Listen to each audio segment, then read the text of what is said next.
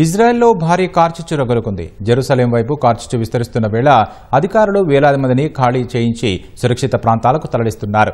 జాతీయ పార్కులో రోడ్లను మూసివేయడం సహా టెల్ అవీవ్ జెరూసలేం రహదారిపై రాకపోకలను నిలిపేశారు. గంటకు 90 కిలోమీటర్ల వేగంతో వీస్తున్న గాలులు పరిస్థితుల్ని తీవ్రంగా మార్చే ముప్పుందని అంచనా వేశారు. దావాగ్నిని అదుపు చేసేందుకు 163 అగ్నిమాపక బృందాలు సహా సైన్యం తీవ్రంగా శ్రమిస్తోంది.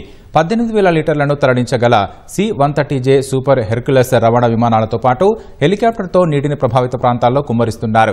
ఇప్పటివరకు 3,000 ఎకరాలకు పైగా దగ్ధమవగా ఎలాంటి ప్రాణనష్టం వాటిల్లలేదు. పలువురికి గాయాలైనట్లు సమాచారం. దావాగ్నిని అదుపు చేసేందుకు అంతర్జాతీయ సాయాన్ని ఇజ్రాయెల్ అర్థించింది. ఇప్పటికే ఇటలీ, ఉక్రెయిన్, స్పెయిన్, ఫ్రాన్స్, క్రొషియా, రొమేనియాలో అగ్నిమాపక విమానాలను సాయం కోసం తరలించాయి. గాజా యుద్ధంలో మరణించిన ఐడీఎఫ్ సైనికుల స్మారక వేడుకను ప్రభుత్వం వాయిదా వేసింది. మంటలు జెరూసలేం నగరంలోకి కూడా విస్తరించే ప్రమాదం ఉందని ఇజ్రాయెల్ ప్రధాని బెంజమిన్ నెతన్యాహు హెచ్చరించారు. ప్రజలంతా అప్రమత్తంగా ఉండాలని సూచించారు.